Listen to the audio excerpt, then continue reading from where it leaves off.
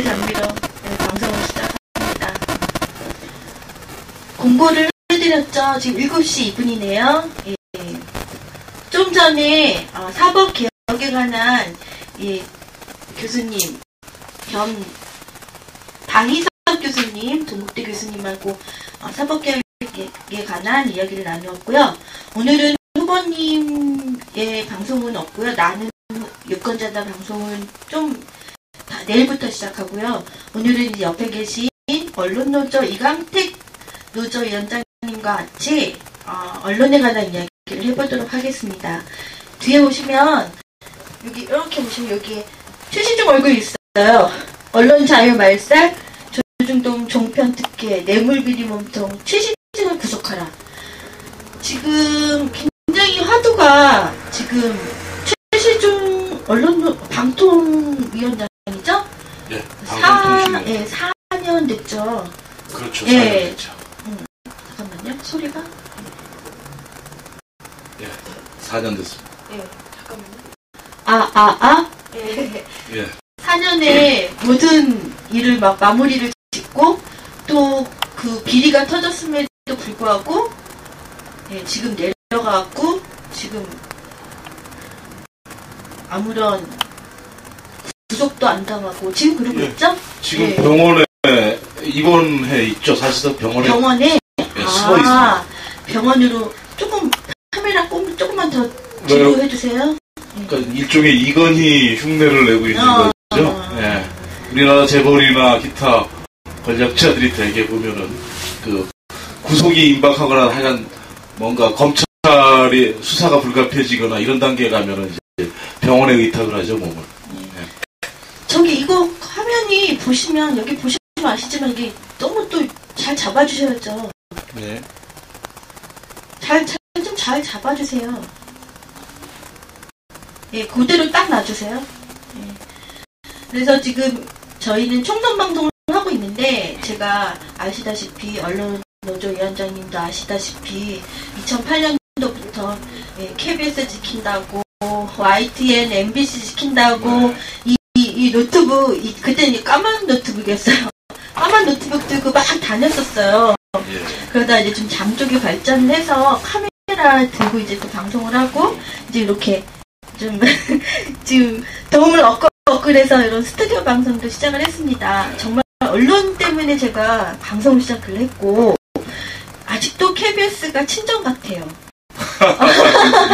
KBS 지킨다고 막 그랬었던 그런 사람이기 때문에 방송에 대해서는 제가 언론 장악에 대한 굉장히 분개를 가지고 있는 사람인데 4년이 지난 이 시간에도 언론은 정말 개차반 일보 직전이거든요. 그래서 물론 언론노조위원장님 전에 언론노조위원장님도 굉장히 많이 싸우셨고 이광택 언론노조위원장님도 굉장히 지금 싸우시고 계시지만 솔직히 말해서 이 권력의 그 압박에 있어서 해고된 그 언론인들도 굉장히 많고 그나마 요새 뭐 나는 꼼수다 그리고 언론노조에서 좀 해직 그 방송인들과 같이 나는 뉴스타파 뉴스타파에도 굉장히 선풍을 일으키고 있어서 그나마 대안으로 그래도 진실을 알리고자 하시는 그런 많은 노력들을 하시고 있으십니다. 또 지금 제가 얼마 전에도 기자회견 갔지만 그 부산일보 그 문제도 굉장히 커서 정수장학회 부산일보 뭐 이렇게 해서 박근혜 또 이야기가 또 나오고 있고 굉장히 또 무리를 하게 언론을 좌지우지하려고 했었던 그런 일이 있어서 지금 언론 MBC도 파업 중이시고 지금 또 보니까 KBS 시작한다고 하고 YTN도 이제 마지막 싸움 시작하신 것 같습니다. 어떠세요? 때가 됐죠, 이제는. 사실은 오히려 많이 늦었죠. 그러니까 진작에 충분히 싸웠어야 될 거를 그동안 어찌 보면 좀 우리가 이제 미디어 2009년까지 미디어학법 통과될 때까지는 전력을 다해서 싸웠는데 그 이후에 이제 약간 어떤 그 패배감도 좀 있었던 것 같고요. 그런 게 있었어요. 그리고 그러면서 그런 얘기도 많이 해주셨잖아요. 언론인들은 그냥 잠깐 나와서 좀 싸우다 그냥 들어가네? 또 들어가네? 이랬었거든요. 네. 그것 때문에 MBC도 저번에 보니까 뭐 죄송합니다 뭐 그러면서 피켓도 들고 그러시던데 정말 힘드시죠? 그러니까 이제 이런 거예요. 그 저강도 전쟁이란 말 혹시 그런 말을 그 뭐냐면 그냥 아예 사람을 패버리거나 아예 내쫓아버리거나 아니면 뭐 무슨 또 그 뭐 전쟁에 사람을 죽이거나 뭐 이렇게 하면 그런데 그게 아니라 아주 천천히 말려 죽이는 거 있잖아요. 그러니까 천천히. 예, 이 정권이 쓰는 법이 이제 주로 그런 거였는데, 그러니까 과거에는 뭐 이렇게 그러니까 전두환 정권이나 박정희 정권 때는 저항을 하면은 그냥 쫓아내 버렸어요. 그렇죠. 총칼로. 예, 아니면은 죽이고. 이거를 자기들 마음에 안 들게 섰다 보도 지침 뭐 이거 어겼다 이렇게 되면은 투옥을 시켜버렸어요. 네, 투옥시키고 감옥 가고. 자르고 투옥시키고 이렇게 했었는데 이 정권은 그렇게 안 하고 주로 쓴 게 뭡니까? 바로 그러니까 멀리 쫓아버리는 거예요. 돈으로 막 그냥, 멀리 쫓아버리는 거고 먹고 그 다음에 주요 프로그램들에서 그렇게 저항할 만한 사람들을 다 이렇게 다른 데로 아주 한직으로 발령해 버리는 거고 주로 이런 식으로 그러니까 물먹이는 방식인 거죠. 그러면서 그러니까 주로 배제 형식을 많이 띄었다는 거죠. 한마디로 말해서 돈으로 경제력을 없애서 말살해서 너는 이제 뭐 세발고에 시달리면 못하겠지 이렇게 해서 하는 건데 그나마 언론 노조 쪽에서 저기 해직된 그런 분들한테 가는 게 있기 때문에 그나마 지금 유지는 하고 있어요. 노동자들하고 좀 다른 좀 언론인만의 그런 좋은 점이 좀 있어서 아직까지는 좀 버티시긴 하지만 제가 뭐 ITN의 노정면 위원장님이나 아니면 MBC의 저기 이근행 위원장님이나 보면 점점 얼굴들이 좀 어두워지시고 뭐 그렇게 하시던 얼굴들이 검해지시고 그런 거 보면서 안타까움을 금할 수가 없었는데 뉴스타파 하면서 좀 그래도 많이 키워놨어요. 뉴스타파 하면서 많이 또 되찾긴 왜 군인이 총에 들고 나서 전쟁터를 해야 되는데 지금 그렇게 못하고 있는 거잖아요. 언론인이 방송을 못하고 언론인이 진실을 보도 못하게 만드니까 당연히 기가 죽을 수밖에 없는 상황이 왔는데 지금 가장 심각한 게 언론 노조 쪽에서는 지금 굉장히 보시는 게 뭐가 제일 문제신가요? 일단은 그러니까 이 정권이 그 언론을 장악해온 방식이라는 건 기본적으로 인사권이에요. 그러니까 낙하산들을 투여를 해서 낙하산 투여. 그러면 그들이 다시 이제 그러면 이른바 본부장급이나 국장급들을 갖다가 또 이제 심지어 부장급, 심지어는 하급의 뭐 차장 정도 초급 간부까지를 다 그러니까 다 뒤집었나요? 그렇죠, 다 뒤집었죠. 저는 낙하산이라고 하면 위에 사장, 뭐 지금 뭐 저기 YTN의 뭐 구본홍 말고 그 다음에 온 배석규 뭐 이렇게 그런 사장들만 바뀐 줄 알았더니 그게 아니라 그렇지가 않죠. 아예 밑바닥까지 자기 밑에 있는 사람들 다 전부 전부를 줄을 세워서 딱 그 라인들만 채우는 거죠. 그리고 본보기로는 그렇게 많은 사람을 자르진 않아요. 그 대신에 이제 다 한직을 발령내고 그러면서 너 저처럼 쟤처럼 될래 이제 이렇게 하는 거죠. 너 이렇게 일을 하면 얘처럼 돼 이렇게 하는 거죠. 그래서 언론인들이 옛날에는 그 동아트이나 이런 거 보면 그래도 그렇게 많이 싸우시고 그러셨는데 지금은 우리가 보기에는 말을 하다가 그러니까 비유를 해서 얘기를 하자면 옛날에는 되게 세게 탄압을 했어요. 근데 한편으로는 뭐냐면 이게 듬성듬성했어요. 그러니까 맞는 놈은 맞는데 맞는 사람은 맞는데 나머지 사람들한테는 그래도 좀 일부 곳곳에 남아있었단 말이에요. 그래서 촘촘하게 통제를 안 한 거예요. 근데 지금은 그게 아니고 아주 촘촘하게 통제를 하는 거죠. 심지어는 기사 하나하나마저도 다 그러니까 이게 검열 체계가 사실은 작동을 하고 이렇게 되는 그 정도인가요? 되게 심각하네요. 저는 낙하산만 몰아내면 될 줄 알았더니 그게 아니라 그 뿌리까지 밑에까지 전부 다 자기네 사람들로 채워서 지금 보도국에 있는 분들이 제대로 보도를 못하는 게 이런 감시 체제, 뭐 이렇게 안 되게 만드는 그런 체제 때문에 더 힘드시다. 지금 그렇게 얘기를 하시네요. 그러니까 이제 생각보다 되게 심각하네요. 그 취재팀이라는 게 어떻게 구성이 되냐면 이제 예를 들어서 사회부를 보면 이제 뭐 법조팀도 있고 이제 그래서 법조팀 그러면 거기에 다시 이제 검찰 담당하는 검찰의 뭐 1진, 2진, 3진 이렇게 해서 이제 구성이 된단 말이에요. 그런데 예전에는 사전에 보고를 갖다가 물론 어느 정도는 하죠. 하지만 사전에 보고 안 된 것도 취재를 해가지고 가서 얘기가 되면 방송을 할 수가 있었어요. 요즘에는 그게 안 돼요. 안 되는 거죠, 그게. 뿐만이 아니라 이거만 해와라. 딱 끝이군요. 그 다음에 이제 지금도 뭐 기자들은 다 이렇게 데스크 그러니까 이제 자기가 기사를 쓰면 그 위에 차상급자가 이제 보고서 기사 수정을 하죠. 하는데 예전에는 그래도 어느 정도라도 그러면 이제 현장에 가서 본 이제 기자가 있으니까 그런 팩트 있으니까 그거 가지고 서로 이렇게 토론을 하는 그런 문화가 있었단 말이에요. 지금은 그게 안 되는 거예요. 아예. 그냥 한 그대로 이렇게. 그러니까 만약에 현장에 있는 기자가 기사를 썼다 하더라도 그것이 이렇게 올라가면 그게 완전히 바뀌어질 수도 있는 거예요. 그렇습니다. 그게 정말보다 훨씬 더 심각한. 그렇죠. 아예 빼버리거나 그래서 안 되면 아예 빼버리거나 아니면 자기들이 장문을 하는 거죠. 언론의 독립이라든지 무슨 진실볼 이런 게 가야 할 그런 길이 아예 없다는 얘기네요. 그렇습니다. 제가 생각했던 것보다 더 심각하군요. 이렇게 시간을 내서 이렇게 언론 노조 위원장님하고 얘기를 하니까 더 심각하게 받아들이게 됩니다. 그래서 저희들이 이제 이거를 바로 세우는 문제를 그래서 어떻게 생각하냐면 예전에는 정권만 바뀌면 되고 뭐 또는 뭐 사장만 바뀌면 근데 이제 정권 바뀔 때마다 또 이런 건 뭐예요?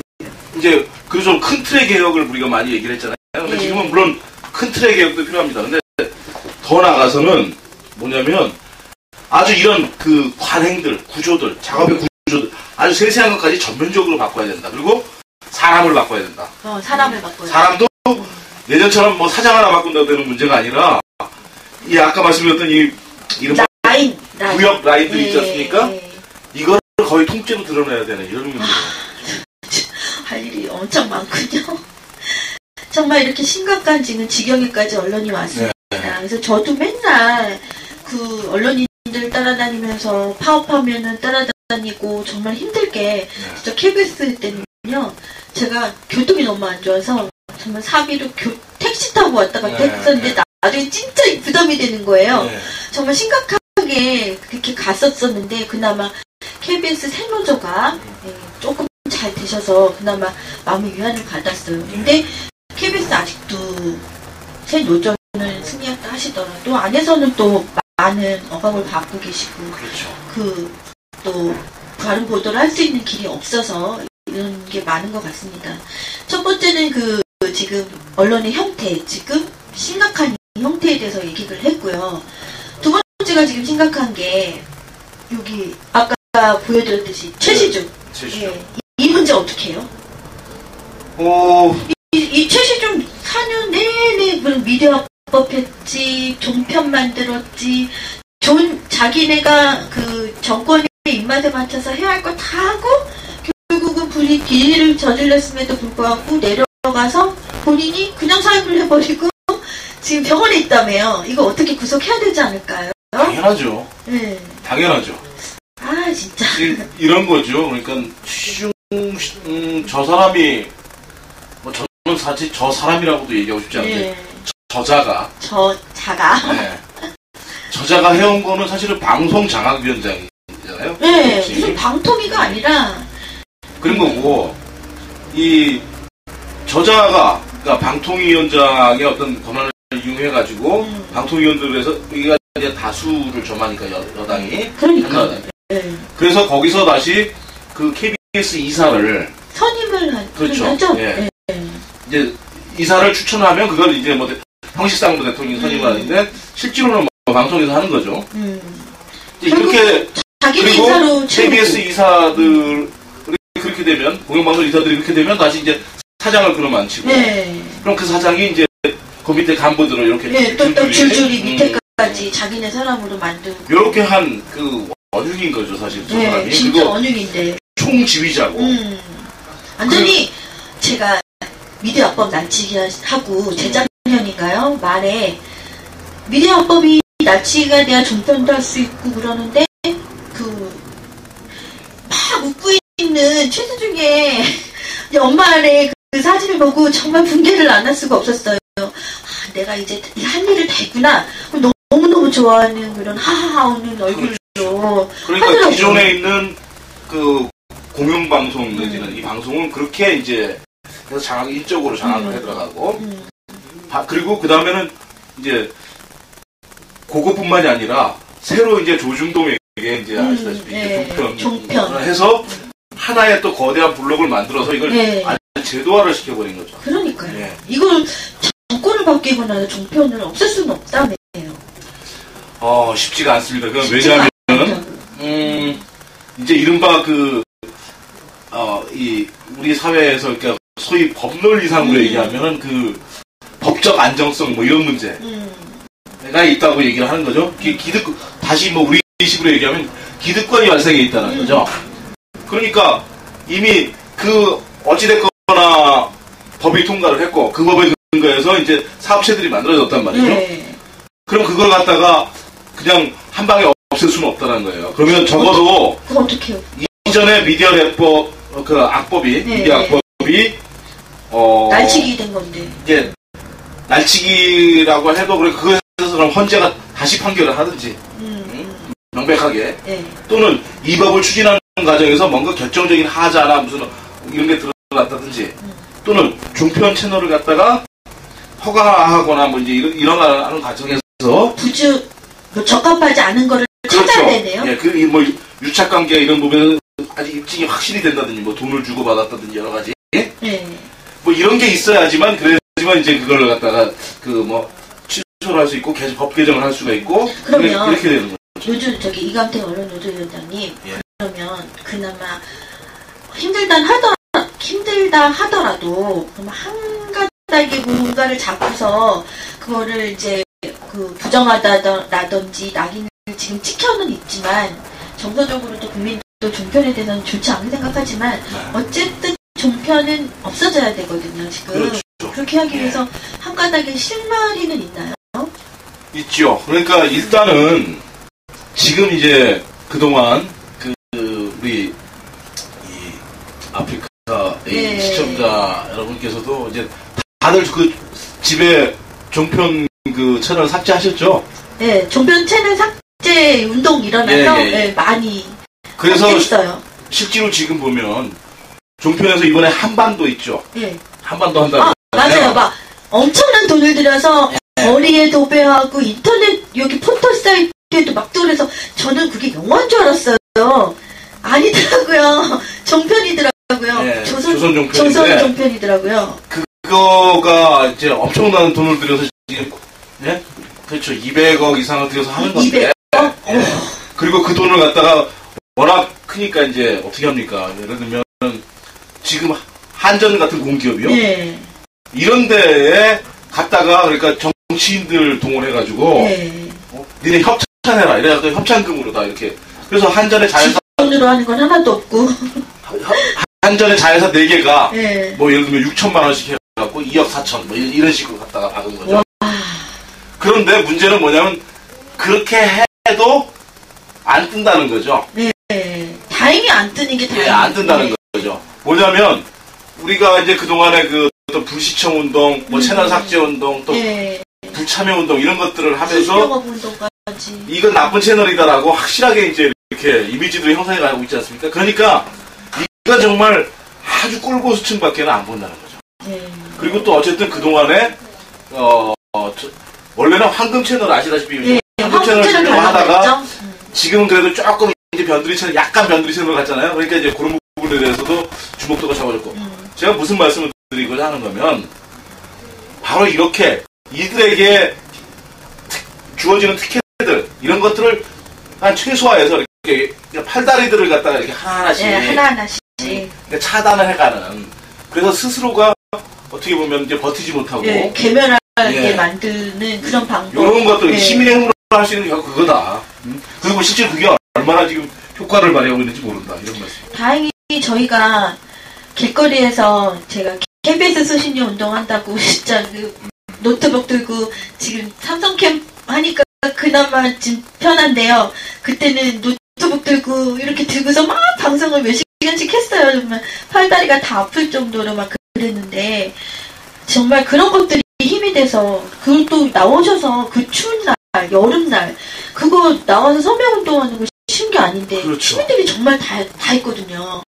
그리고 그 MBC 파업도 하셨고 뭐 YTN 그 좀 나왔다가 들어가셨다 하셨더라도 언론에 대한 그런 효과는 있었다. 지금 그런 말씀이신 것 물론입니다. 같습니다. 바로 그런 것들이 하나하나 쌓여가지고 결국 지금 이렇게 종편이 아무리 뭘 돈을 갖다가 발라도 이게 그 넘을 수 없는 벽이 생겨난 거죠.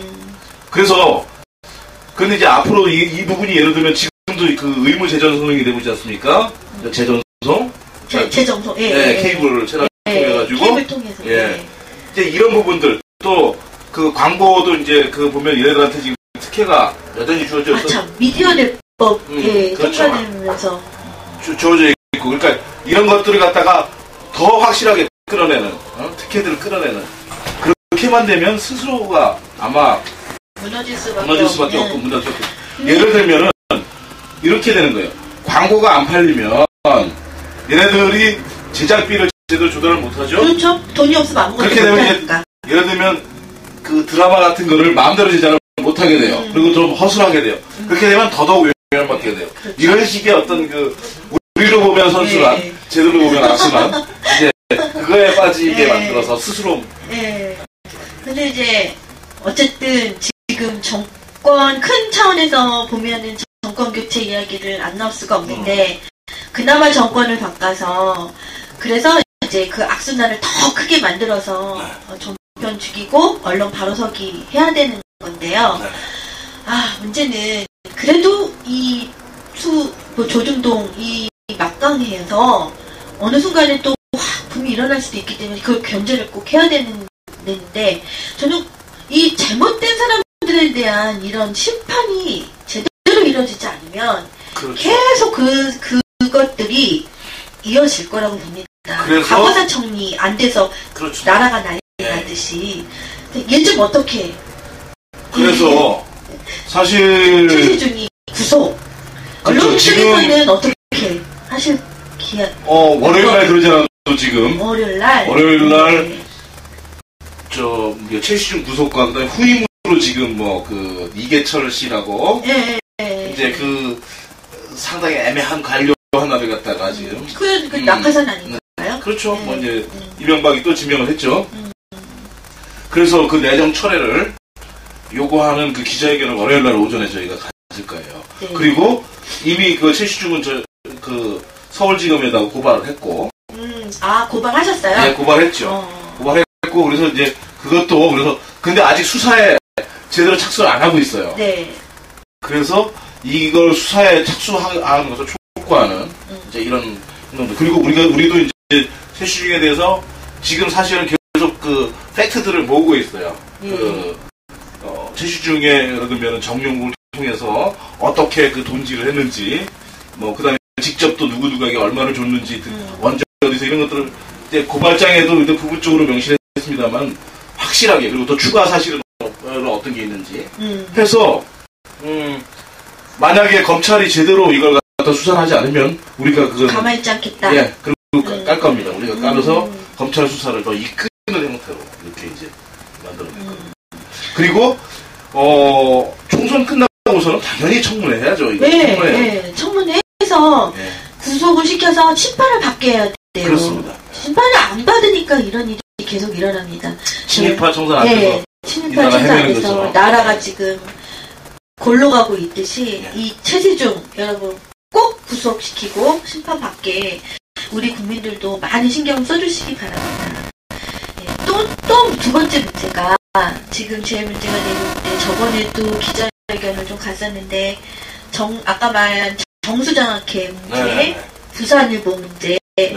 지금 그 문제 것도 굉장히 이슈를 받고 있거든요. 그렇죠. 근데 생각만큼 크게 이슈가 지금 안 되고 있어요. 그게 이제 왜 그러냐면 예. 사실 저도 오늘 계속 그것 때문에 좀 고민을 하고 이렇게 네. 그리고 저도 좀 부산일보의 이호진 위원장이나 네. 부산일보 우리 동지들한테 굉장히 그 미안하게 생각을 하는데 네. 이게 좀 그래요. 뭐냐면 얼마 전까지는 이제 미디어 래퍼 입법 투쟁 네. 하다가 그 다음에 그러고 나니까 또 이제 뭐 MBC, KBS, YT 종편도 생기고 예, 또 이렇게 하면서 사실은 부산일보 싸움을 하는데 한 번도 전력을 다해서 제가 이렇게 그 싸움을 지원하거나 이러지를 못했어요. 그런 게 있고 그 다음에 이제 이 싸움이 가진 의미는 사실은 엄청난 거죠. 왜냐하면 엄청나죠. 네. 부산일보라는 데가요. 우리나라 언론사에서 굉장히 상징성이 많은 건데요. 그 우선 박정희 정권이 들어서서 네, 독재 정권. 박정희가 이제 쿠데타를 하고 나가지고 제일 처음으로 장악한 게 부산일보예요. 네. 언론. 그러니까 우리가 단지 지금 뭐냐면 부산일보는 그 정수장학회는 옛날 부일장학회를 갖다가 그냥 이렇게 인수한 거다, 그냥 뺏은 거다 이렇게 해서 뭐 작물 이렇게 표현하잖아요. 네. 근데 사실은 뭐 그거보다 저는 더 본질적인 의미는 뭐냐면 이건 뭐 아시는 분은 아시겠습니다만 언론장악이다. 왜 부일장학회를 갖다가 먹으려고 했는가? 그러면 바로 부일장학회가 부산일보를 와 부산 MBC라는 언론기관을 소유하고 있었기 때문에 그때는 부산일보가 굉장히 막강했나 봐요. 막강했죠. 그러니까 그 4.19가 그러니까 3.15 부정선거 다음에 이제 그래서 그게 결국 4.19로 번지는 과정, 확대되는 과정에서 보면 그 도화선이 된 게 마산 앞바다에서의 그 김주열 씨의 김주열 학생의 그 이제 그 시체가 떠오르면서 그게 어디 실렸느냐? 그 사진이 그게 부산일보예요. 아 그래서 부산일보를 먹은 거였거든요. 이거 그대로 하면 안 된다라는 거고 또 하나는 박정희가 그 당시에 쿠데타 일으키기 전에 부산에서 군수사령부 거기에 있었잖아요. 그러니까 그걸 다 본 거예요. 그래서 우리나라 언론장악의 시발점이 그거다. 그리고 그 이후에 그래가지고 뭐면 경향신문도 이제 같이 땅도 그렇죠. 꿀꺽하고 경향신문은 원래 천주교 쪽에서 경영을 하던 그런 신문이었잖아요.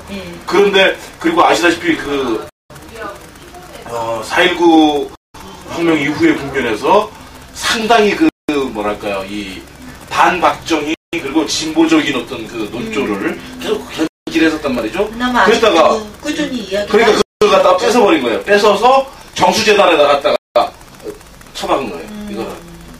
그러니까 정수재단인 것 자체가 기본적으로는 언론장악을 위한 재단이에요. 그렇죠. 네. 아 저는 왜 부산일보를 먹었을까? 그것도 부산일보를 가지고 있었고 뭐 MBC도 갖고 있었던 분은 국회의원까지 하셨던 분인데 네.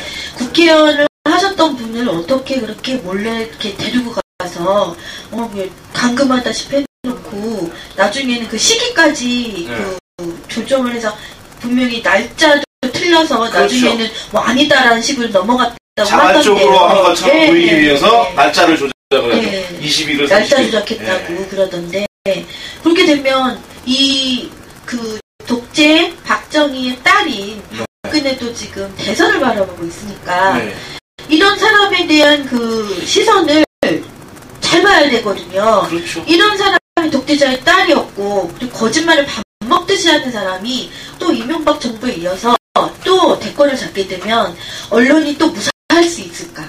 그러니까 언론뿐만 아니라 박근혜 씨가 여기 뭐 그냥 일단 씨라고 제가 할게요. 그 박근혜 씨 같은 경우에 직접 자기가 정수재단 이사장을 했잖아요.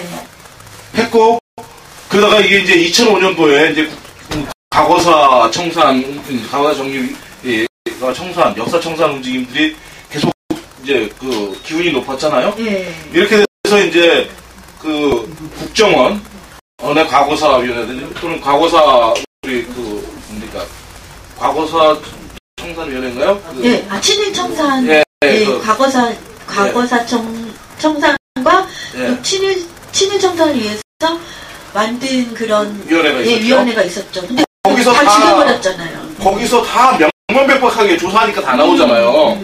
이게 발표가 되니까 그리고 본인이 또 다른 한편으로는 이제 다음 대선에 출마하려고 그다음 2007년 대선에 출마하려고 그러니까 2005년에 그 발표된 다음에 물러난 거예요. 물러나면서 자기 그 담당 비서관이었죠. 네. 이필립. 최필립. 최필립. 네. 이필립 선생님은 천주교 어디서 네. 아주 훌륭하시고 네.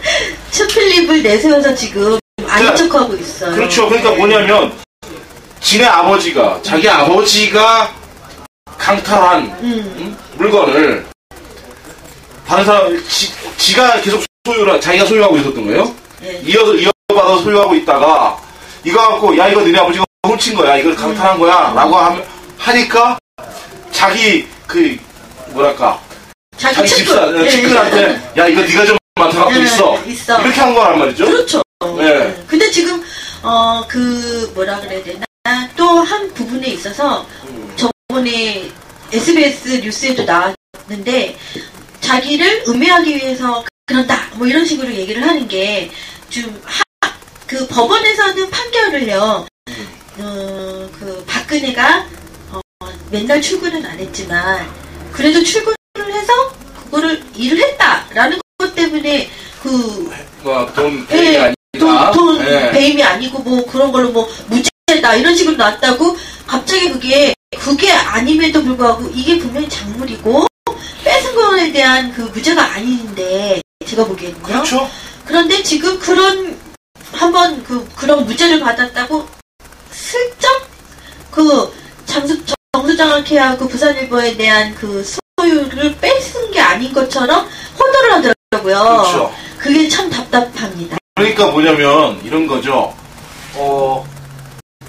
그거는 그러니까 좀 전에 말씀하신 판결이라는 거는 그 판결 박근혜 씨가 이사장으로서 그러니까 부당하게 급료를 받았느냐 일단 하나도 안 하면서 완전히 그냥 이렇게 급료를 받았냐 아니냐 해서 몇 번 간 적이 있고 그러니까 법으로 그걸 갖다가 뭐 내뱉으라든지 법으로 처벌하기는 그건 좀 법에 그런 대상은 아니다 이 정도 얘기를 한 거지. 일을 좀 했다 이거죠. 네, 조금 했다 이런 얘기죠.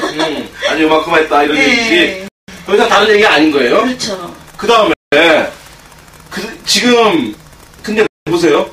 박근혜 씨가 그때 받은 돈이 한 10억이 넘어요. 네. 이걸로 해서. 10억. 네. 그리고 뿐만이 아니라 이런 거 보세요. 지금 그 정수재단을 통해서 이게 부산일보에 대해서 끝없이 뭐냐면 그러니까 박근혜 씨에 대해서 뭐 박근혜 씨가 출마하거나 어디 나가거나 하면은 꼭 문제가 되죠. 그 박근혜 씨에게 를 그 미화하는 보도를 하도록 압박이 이제 되게 많이 가해진단 말이에요. 지금까지 그래왔고. 맞아요. 그러니까 정수장학회는 바로 박근혜 씨를 위해서 언론 활동이 벌어지도록 하게 만드는 그런 어떤 기지 역할을 하는 거예요. 그 다음에 뭐 그런 그 들어보셨어요? 상청회, 청회 이런 거 들어보셨나요? 못 들어보셨죠? 네, 못 들어봤어요. 뭐냐면 이 정수장학회라는 데서 장학금을 어쨌든 간에 이제 이렇게 그 부산일보에서 이제 이익금 또는 이제 MBC에서 받는 이익금 이걸 가지고 이제 그걸 주로는 자기들끼리 이제 이렇게 금료로 쓰고 다 이렇게 쓰고 쬐끔은 이제 뭐 이렇게 장학금 지급하잖아요. 그리고 이 학생들을 갖다가 사실은 그냥 놔두는 게 아니라 이게 조건부 지원이에요. 아, 조건부예요? 무슨 장학회가 조건부예요? 뭐냐면 박정희 생가에 1년에 몇 번 가서 참배하고 이런 단체 활동에 들어오라 이거예요. 그리고 이런 거 옛날부터 계속 한 거예요. 그래서 그게 이제 청호회라고 해가지고 이제 그게 계속 있어요. 그리고 만약에 생가에 가지 않으면 그런 활동에 참가하지 않으면 자금 내야 돼요? 끊어요. 도로? 자금 끊어요. 끊어버려요. 그건 뭐야?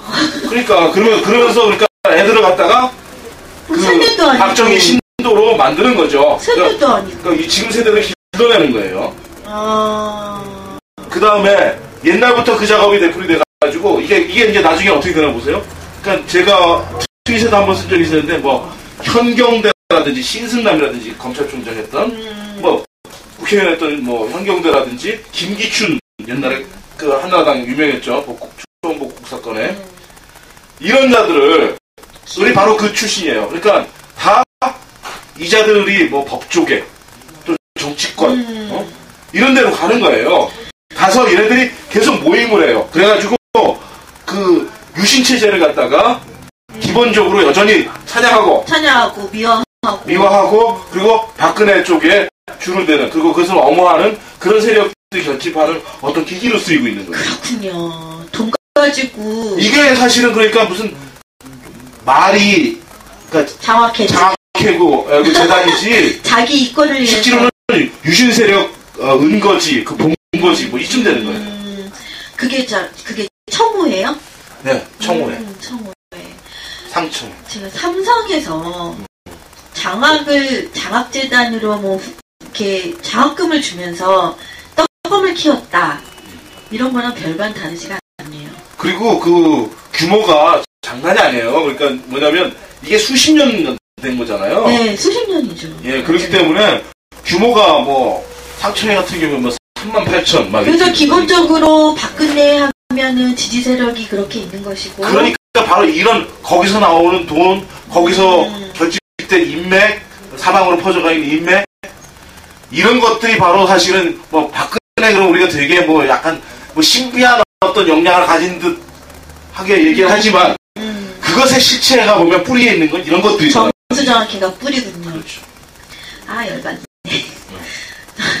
그래서 이번에 뭐 안철수 재단 나오면서 뭐 다른 것처럼 그 비교를 또 하는 듯한 그런 인상을 주면서 지금 안철수 씨가 좀 뜨고 있잖아요.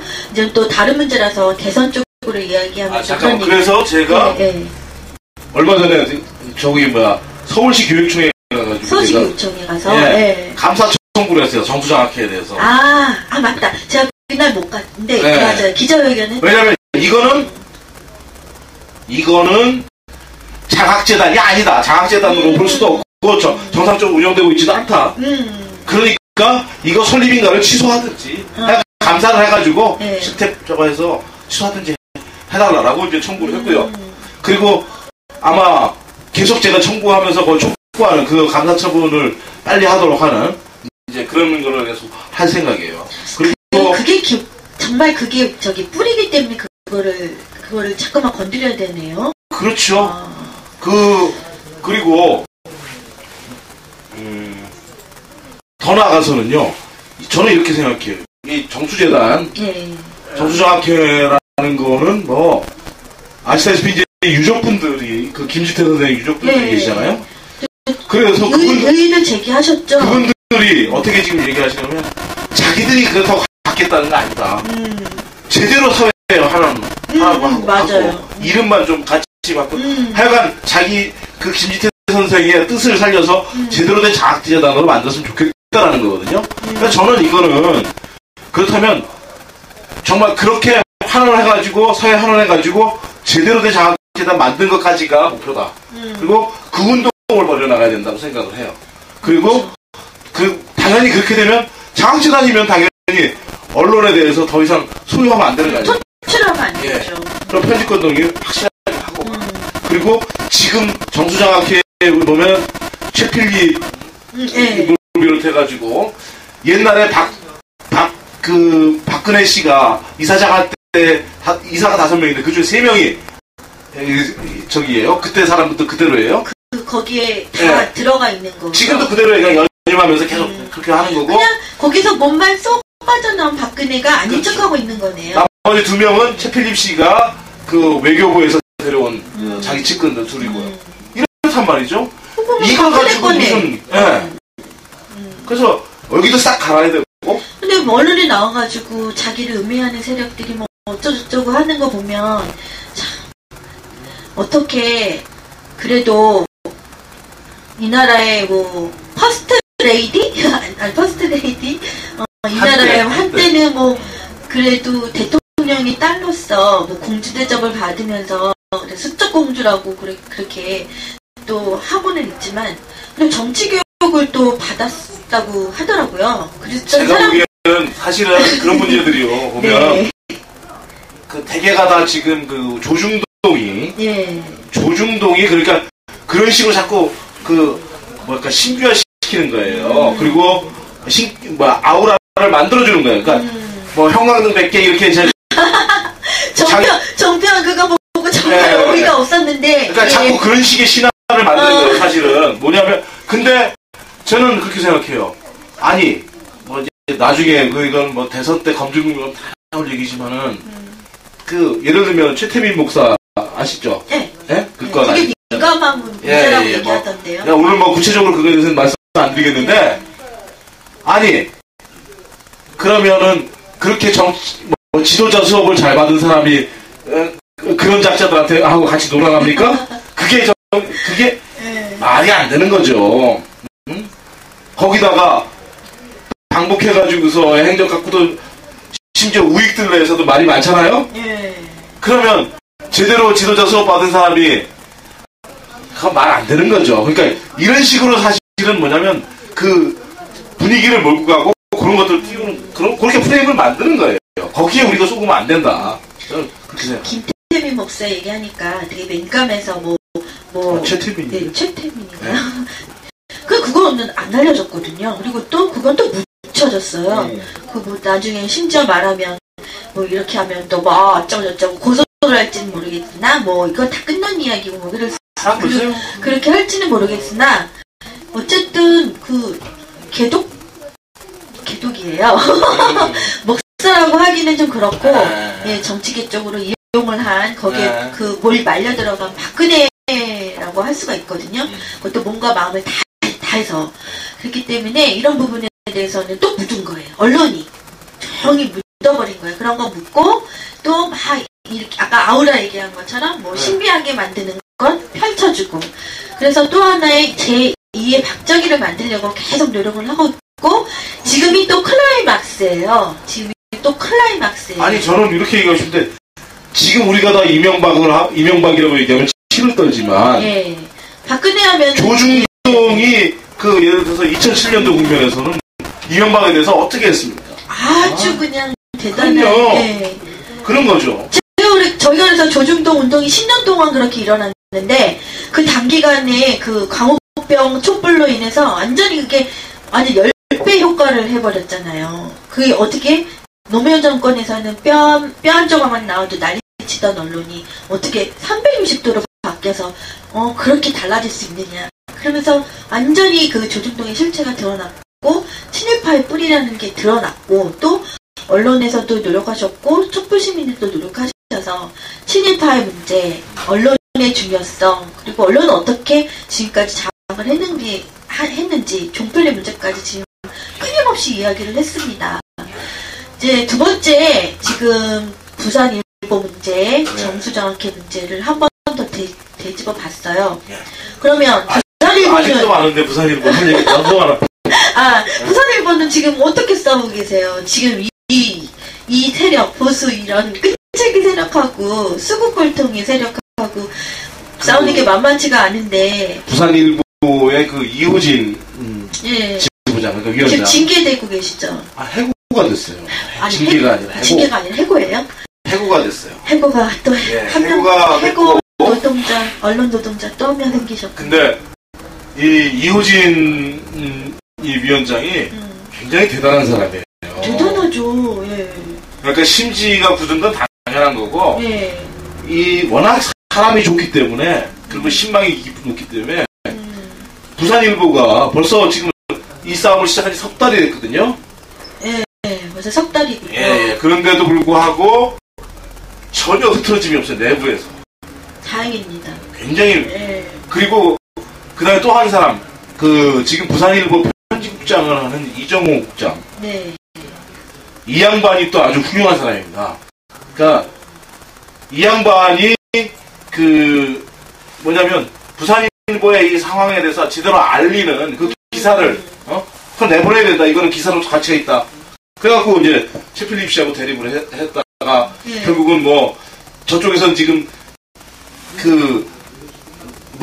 물러나라고 하는데도 불구하고 그냥 계속 버티고 있는 거 아닙니까? 그리고 사실은 어제 판결이 나서 이겼어요. 직무정지 가처분 소송을 갖다가 부산일보 사측에서 냈음에도 냈는데 그거 기각됐어요. 아, 이렇게 다행이다. 버텨주는 그러니까 그 중심 축이 있는 거죠. 축이 있으셔서 그래서 기둥을 잡으시니까. 사실 언론노조에서 이거를 갖다가 충분히 지원을 못함에도 불구하고 잘 버텨주고 있는 거예요. 더 이슈화를 시키시고 여러분들 지금 이렇게 제가 뭐 인터넷 방송이라서 뭐 미미한 듯 하지만 SNS 굉장히 중요하거든요. 전에 촛불에서도 정말 제가 힘든 부분을 가도 그런 것들이 이슈가 될 수 있었던 것들은 보시는 분들이 또 감동을 하고 또 제가 한진을 처음에 1차 해명버스 갔을 때 느꼈던 게 정말 저 자신도 감동을 느꼈지만 그 방송이 없었다면 알려지지 않았을 거예요. 아무리 거기에 그렇죠. 많은 분들이 가셨어도 되지 않았을 때지만 뭐 몇백 안 되는 100명, 200명 되시는 분들이 봤다 하더라도 그런 거에 대한 이슈 그리고 또 지금 트위터 이런 것들이 있어서 굉장히 이슈가 되고 희망버스까지 5차까지 갈 수 있었던 그렇죠. 원동력이 됐었어요. 저는 그래서 되게 그거를 되게 너무너무 뿌듯함을 느끼고 있어요. 제가 뭐 미흡하지만 그때 임뉴스하고 저하고 둘이 갔거든요. 근데 그게 희망버스까지 이어질 수 있는 결정적 계기가 됐고 그러니까 또 리티식 해본적으로 되는 거가 똑같은 그런 메커니즘인 거죠. 그렇기 때문에 이 부산일보 문제 지금 보시고 계시죠. 정부정확히 또 알고는 있지만 정말 그런 문제들이 언론에 의해서 파헤쳐지지 않고 있어요. 그리고 법원에 가면 또 이렇게 좀 살짝 바뀌어서 뭐 무죄로 나오기도 하고 그럽니다. 근데 근본적으로 강탈한 그 정수정확히 본질은 변하는 게 아니고요. 이거는 정말 작물이고 박근혜가 아직 언론노조위원장님이 말씀하셨듯이 자기의 또 세력을 키우기 위한 그 본거지로 했기 때문에 그거에 대해서는 단호하게 처벌이 들어가야 합니다. 이런 이야기들을 지금 몇 명 안 보신다 하시더라도 트윗에 올려주시고 SNS에도 신경 써주시고 언론을 바꿀 수 있는 기회는 이 본보기예요. 이렇게 박근혜도 부산일보를 포기할 수 있다. 이것만 보여줘도 언론을 함부로 건드릴 수가 없어요. 아니 포기를 하는 게 너무나 당연하고 이거 상식이에요. 왜냐하면 자기 아버지가 우리가 그냥 생각해보죠. 자기 아버지가 훔친 물건이다. 자기 아버지가 강탈한 물건이다. 한번 생각해보세요. 그냥 내 경우라고 생각하고 우리 아버지가 남의 물건을 갖다가 강탈 뺏었다. 강제로 위협해가지고 뺏었다. 그러면 그건 내가 그걸 물려받았다. 딸이 되는 거죠. 물려받았다. 그러면 어떻게 됩니까?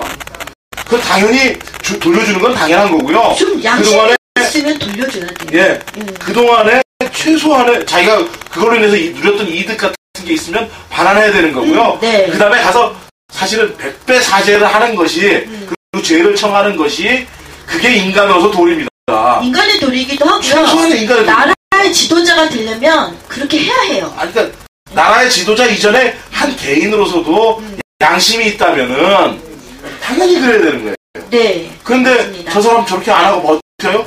그러니까 어떻습니까? 한나라당의 비대위원 하는 이준석 햇소리 하잖아요. 그 사람조차도 이제 이거는 그게 맞는 것 같아라고 그건 상식이기 때문에 그런 거예요. 뭐 당의 문제를 떠나서 이런 거고요. 지금 그 부산 부분에서 이런 겁니다. 이 최필립 씨는 어떻게 얘기를 하냐면 한겨레 신문에서 이제 한번 인터뷰를 한 적이 있었는데 그걸 보면은 박정희를 임금님이라고 표현합니다. 그래서 임금님이 남기신 거기 때문에 자기가 이걸 지켜야 된다. 무슨 세뇌도 아니고. 그러니까 이런 황당한 인식을 가지. 그러니까 사실 조선시대적인 사고방식을 가진 사람이 지금 이사장으로 있는 거예요. 아니 그런 사고방식으로 무슨 장학회를 운영을 해서 후진들을 기른다는 거죠? 더더군다나 그러니까는 이제 자기 애들한테 위협이 조금이라도 이제 위협이 되고 그러니까 부산일보 이러면 아예 팔아버린다 니네 더 하면 그리고 지난번에 그래서 부산일보 사태 관련해가지고 기사를 낸다고 하니까는 결국은 발행을 중단시키잖아요. 발행 중단시킨 거. 그러니까 이런 사고방식을 가지고 있는 사람이에요. 그러니까 제가 보기에는 한다는 게 왜 그거 위협이죠. 그걸 아니 저는 그 얘기를 딱 들었을 때 제발 팔아주세요. 그런 생각이 들었어요. 아니죠. 근데 팔면 안 되죠. 왜냐면 그거 돈 누군가의 돈을 받고 받는 거잖아요. 대가를 받는 거잖아요. 그럼 그게 어디로 가겠어요? 안 되죠. 아니 저거는 사실은요. 이 나라에서 심판을 받아야 될 일은 그렇죠. 돈을 챙기게 되는 거죠. 사실은 저거에서 단죄를 해야 되는 거예요. 단죄를 해야 되는 거예요. 예, 맞습니다. 제가 좀 생각이 짧았어요. 그냥 언론 지키는 것만 생각하면 팔으려고 하면 니네가 팔아버리면 독립을 할 수 있겠다 생각을 했지만 그게 아니고 그 작물이기 때문에 그거에 대한 자기 반성과 이런 돈의 챙김을 당하면 안 되기 때문에 분명히 이거는 사회 반환을 해야 되고 본인도 반성을 해야 되고 사죄를 해야 되는 그런. 그리고 제가 보기에는 아마 제대로 된 양심이 있다면은 무슨 대통령 선거는 물론이고요. 사실은 대선에 나오면 안 돼요. 아니야 일체의 공직에 나오면 안 돼요. 맞아요. 국회의원 택도 없어요. 일체의 공직에 나오면 안 돼요. 이건 뭐. 근데 그런데 지금 저번에도 뭐 자기를 음해하는 세력이라는 둥 얼마 전에는 또 눈물을 막 뚝뚝뚝 흘리면서 그런 제스처를 취하더라고요. 정말 머리에 박힌 게 있는 사람이면 정말 정신이 똑바른 사람이면 이게 옳은 거 이게 그른 거를 확실하게 분별하는 사리가 있어야지. 원래 눈물 흘리는 거는요 이 사람이 전공이에요. 이 사람. 네? 이 사람이.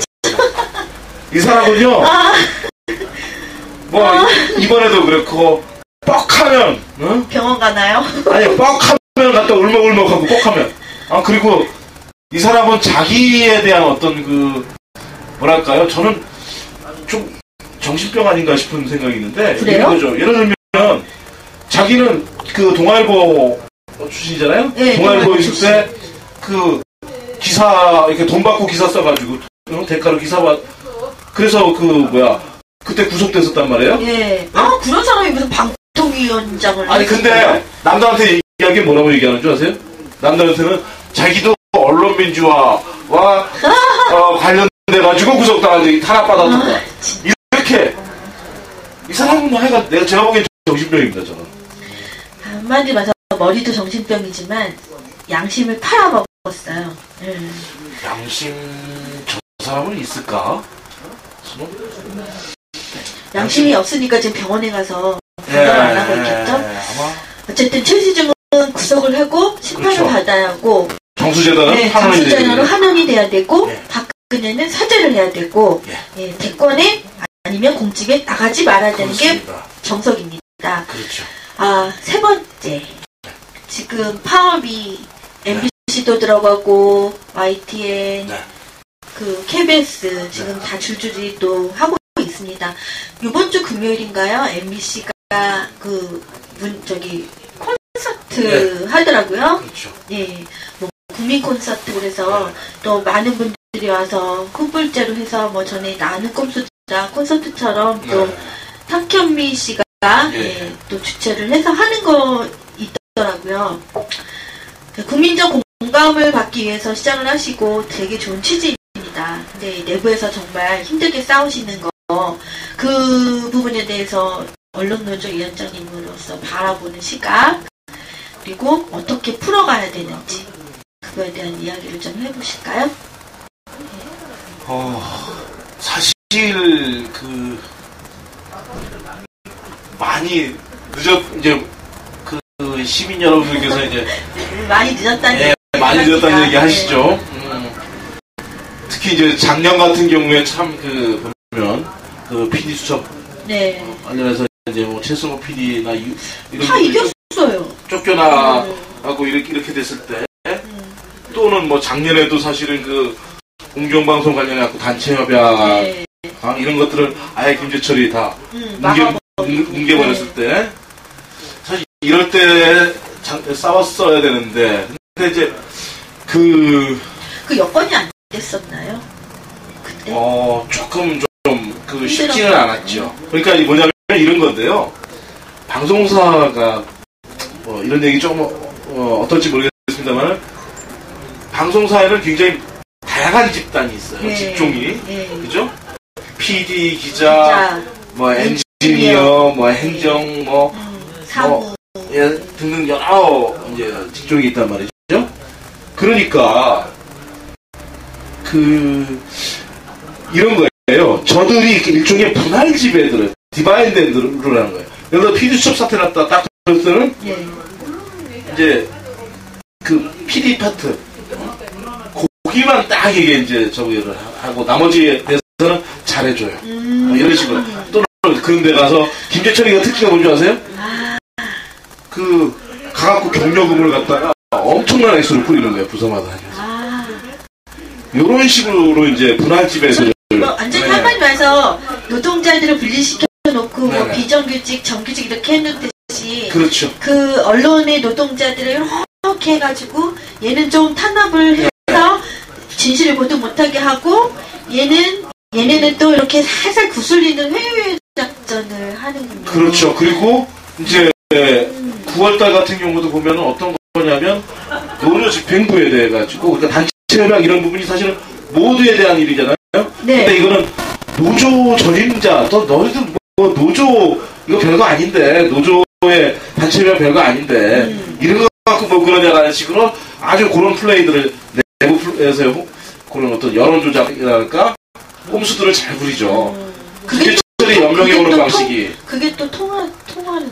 그리고 아까 말씀드렸듯이 한편으로는 이제 이 사건 같은 거 가지고서 이제 또 이렇게 협박도 하고 그러니까 당근과 칙을 절명히 결합을 해서 계속 그걸 유지를 해오는 거죠. 꿈꾸는 뭉치님이 이건 변명으로 봤더니 나만 그런가 이런 얘기를 올라오셨네요. 변명일 수도 있는데 정말 현실이 이렇다는 거. 네. 네, 그건 사실입니다. 네.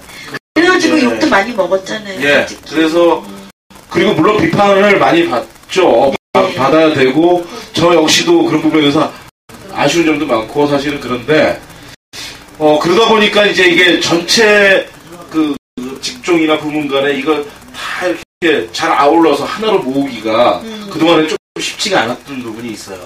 그러다가 이제 그런 거죠. 더 이상 늦으면 안 되겠다라는 걸로 해서 이제 마지막으로 이제 그 치고 나오는 거다. 저번에도 제가 그렇게 추운 날 진짜 선이 바람 엄청 불고 첫날 저번 주죠. 첫 언론노조 문화제를 또 시작하셨을 때 정말 이렇게 막 갔더니 날씨는 정말 춥고 몇 명 없긴 했었지만 그래도 언론인들이 또 나섰었다 그래서 갔는데 그런 말을 하셨어요.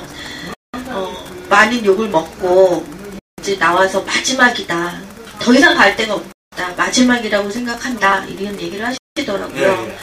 정말 마지막인데 어떻게 잘 KBS, MBC 그리고 YTN 따로따로 싸우다가 다 무너졌으니까 이제 다 합쳐서 하겠다.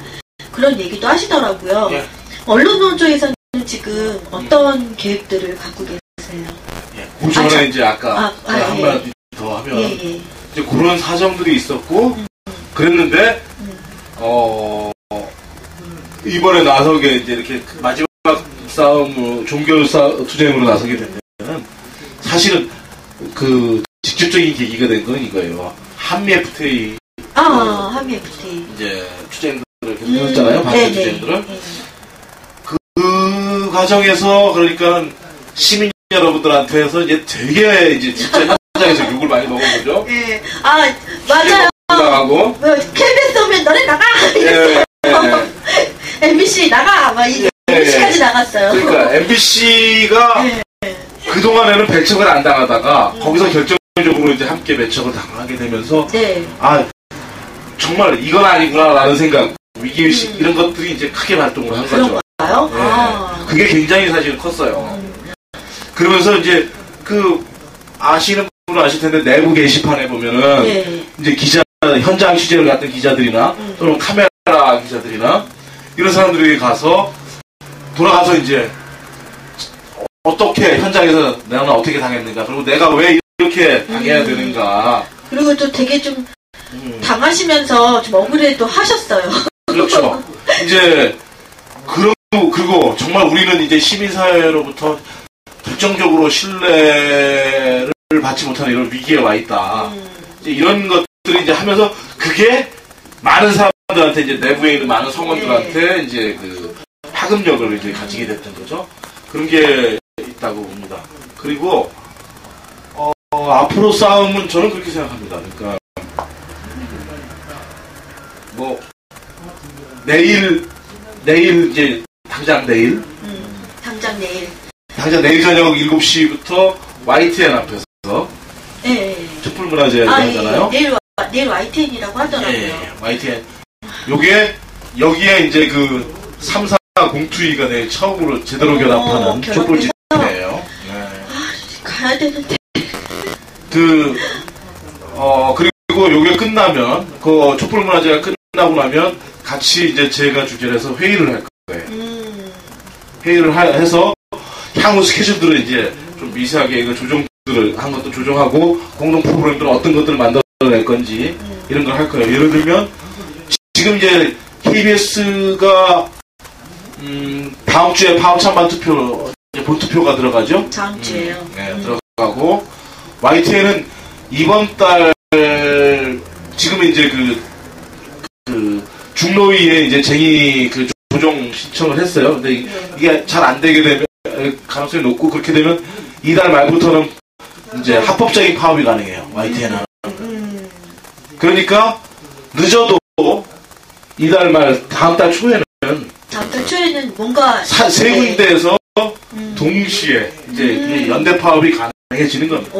네. 그리고 그렇게 되면 사실 이제까지 이제 사업장 내에서 또는 이제 어찌 보면 이제 수가 적으니까 이제 어떤 싸움을 하는 형태도 이렇게 뭐 퍼포먼스를 위주로 한다든지 예를 들면 이제 좀 이렇게 이제 거리 선전전을 위주로 한다든지 이렇게 해왔잖아요. 내부 집회 이렇게 하고 기자회견하고. 근데 좀 더 강력한 형태들 예를 들면 공동 집회 이걸 한다든지 대규모로 좀 집회를 조직한다든지 뭐 여타 좀 차기적으로 그러니까 수가 받침이 되는 이런 형태에서 좀 더 센 싸움들을 할 수가 있겠죠. 그리고 결정적인 싸움을 할 수 있을 것이고. 그리고 이게 이렇게 됩니다. 그러니까 한 사업장에서 그래서 MBC 하나에서 얘기를 하는 게 아니라 KBS, YTN 이렇게 해서 세 개사가 하게 되면 비로소 전반적인 언론 장악의 문제가 되는 것이고 이거는 사실상 지금까지도 이제 MBC에서의 어떤 파업이라는 게 그리고 김재철 퇴진 투쟁이 중요한 우리 사회 이슈이긴 했습니다만 그거보다는 훨씬 더 언론 자체에 대한 문제점을 이야기할 수가 있겠네요. 그런 어떤 강도가 센 이제 이런 투쟁으로 이제 자리매김이 되겠죠. 그리고 이 싸움이 그렇게 되면 저는 뭐 이렇게 보는데 사회 여론에 그리고 또 정치권들도 이렇게 되면 정당들도 아마 이것을 더 이상은 뭐 이렇게 국가를 하지 외면하기 어려운 이런 형태가 되지 않겠나 뭐 그렇게 생각합니다. 지금 정치권 얘기를 하시는데 진짜 정치권 내에서 똑바로만 해줬다면 수가 적다 하더라도 자율차게 같이 해주셨다면 그리고 야만 하지 않았다면 언론은 그 정도는 지킬 수 있었을 텐데 정치권에서 미디어 압박도 막지 못하고 그렇게 밖에서 투쟁했었는데도 안에서 그렇게 해버리니까 지금 종편까지 생기고 언론은 진짜 이제 갈 대로 가버렸어요. 정권이 바뀔 때마다 이런 일이 있으면 안 되죠. 독재 정권은 집권만 하면 언론부터 장악을 하는데 그런 형태들을 막을 수가 없는 게 지금 굉장한 문제인 것 같습니다. 언론노조에서 근본적으로 정권이 바뀌어도 언론 당하지 않을 수 있는 그런 대안책 아니면 범 이런 거에 대해서는 한번 생각해 보셨나요? 물론이죠. 당연히 저희가 얼마 전에 이제 미디어 커뮤니케이션 네트워크 커뮤니케이션 네트워크라고 해서 그래서 책자를 갖다가 좀 두꺼운 책자 2권을 발간했습니다. 그럼 책을 내신 건가요? 예. 그 책은 죄송합니다. 네, 드세요. 제가 기관지염이 좀. 네, 기관지염이 있으시다고 그러더라고요. 1시간이 넘어가니까 이제 방송하기 전에 미리 얘기를 하셨었는데. 예. 예, 따뜻한 물 좀, 따뜻한 물 좀. 예. 건강이 제일이에요. 담배를 좀 많이 피우고. 예. 죄송합니다. 이런 겁니다. 그러니까 미디어, 이 파괴되어 있는 어떤 미디어 생태계, 언론 생태계, 예. 이 전체를 이제는 그러니까 한두 곳 꽂혀갖고 될 게 아니고 근본부터 해갖고 전체 골격을 다시 짜야 된다. 맞아요. 정권만 바뀌면 이게 뭐예요? 예, 그래서 그걸 하기 위한 어떤 전체 청사진을 갖다가 짜는. 지금 현재는 그래서 이제 완성도가 한 50% 정도 됩니다. 그래서 그거를 이제 각 주제별로, 그래서 이제 예를 들면 방송통신위원회, 이 방송장악위원회가 안 되려면 이 구조를 어떻게 될 것이고 방송통신위원장은 어떻게 될 거냐.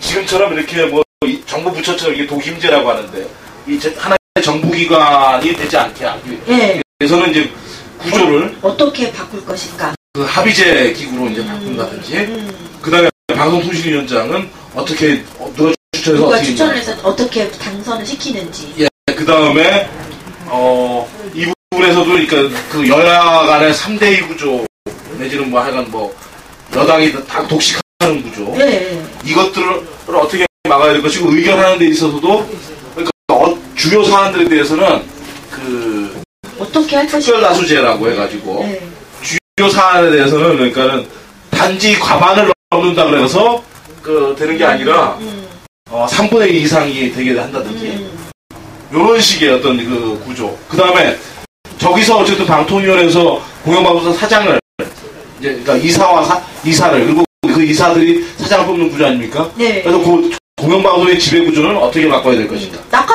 그러니까 낙하산이 일어나니까. 그래서 이제 그런 문제. 그 다음에 이제 또 중요한 문제가 그 외에도 이제 예를 들면 예를 들어서 방송 광고 제도는 어떻게 바꿔야 될 것인가? 그쪽 토대라는 거. 지금 광고 미디어랩법이 언론노조에서는 통과시켜라 해서 통과는 됐는데 문제점이 좀 있죠. 엄청나게 많죠. 그것도 날치기죠. 그렇죠. 날치기를 한 거죠. 날치기 안 한 게 없는데 어쨌든 미디어랩법이 항상 말이 많았는데 통과된 게 좋은 건지 안 통과된 게 좋은 건지 일단은 그러니까 뭐냐면 이것 자체에 대한 어떤 평가보다는 그러니까 이렇게 보셔야 됩니다. 그러니까 그 자체는 문제가 많아요. 저는 문제가 많은데 이거를 그러면 이상적인 것하고 지금 현재 통과된 것하고 사이에서를 비교해보면 당연히 이건 말이 안 되는 건데 요것이 통과되지 않은 아무것도 안 됐던 상황하고 안 쓴 상황하고 이거하고 비교를 해보면 틀리다? 그렇죠. 그러니까 비교는 그렇게 해야 되는 거예요. 네? 왜냐하면 이것마저 안 되는 상황은 예를 들면 이런 건데 그 상황은 뭐냐면 종편에 대해서는 그냥 직접 영업을 무작정도 그냥 계속하는 거예요. 직접 광고를 하려고 막 직접 광고 계속하는 거. 이거는 이제 2년 몇 개월 후에는 이제 미디어랩에 이제 의탁해야 된다. 직접 광고 못한다 이렇게 돼 있는 건데 걔네 해야 된다. 두 번째는 뭐냐면 종편에 대해서는 얘네가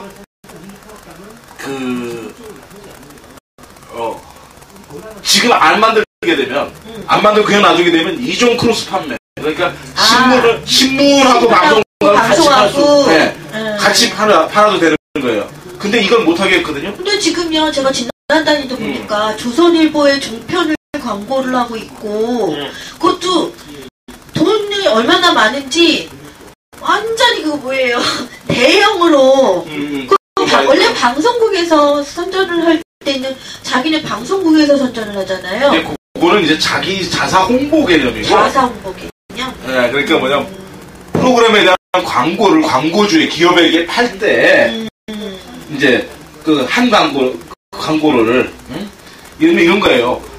그러니까 조선일보 일면에다가 실어주고 그러면 뭐 한반도라는 드라마에 여기에다 해줄 때 이렇게 같이 해줄게 얼마 뭐 이런 식으로 예를 들면 이렇게 못하게 한다는 거죠. 뭐냐면 지금 이런 얘기인데 종편이 지금 힘이 약하잖아요, 되게.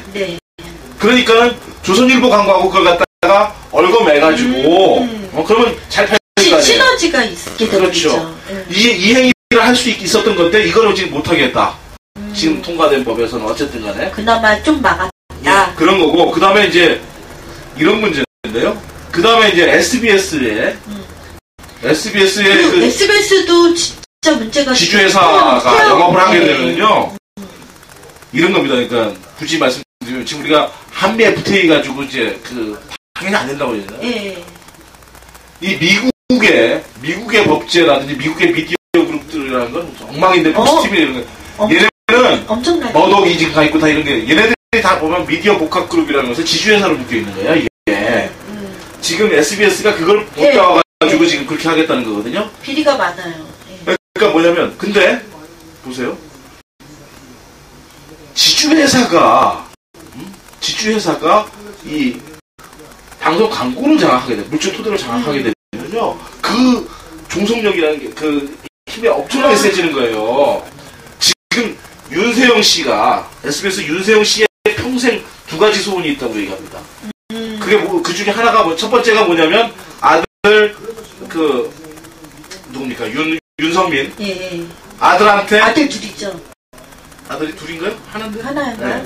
윤성민 씨한테 SBS를 온전히 물려주는 상속하는 거 이게 첫 번째 소원이고 두 번째 소원이 뭐냐면 자기가 직접 광고를 팔아보는 거. 이 두 가지예요. 그런데 이번에 어쨌든 그거를 갖다가는 그런 했어요. 하려고. 왜냐하면 근데 이게 어떤 의미를 갖는 건 이런 거예요. 윤성민 씨는 지주회사는 지금 윤세영 씨는 그 지주회사 SBS 홀딩스에 대해서는 지분이 60%가 넘어요. 예. 막강한데. 예. 그런데 SBS에 대해서는 그리고 이제 그 홀딩스가 SBS에 대해서 30% 정도의 지분을 가지고 있어요. 그러니까 SBS에서 이득이 발생하면 이거는 자기가 30% 정도밖에 30% 60% 거치니까 30, 18%밖에 못 가져가요. 그런데 SBS의 다른 계열사 있잖아요. 다른 계열사들은 SBS 홀딩스가 100% 다 가지고 있는 데가 많아요.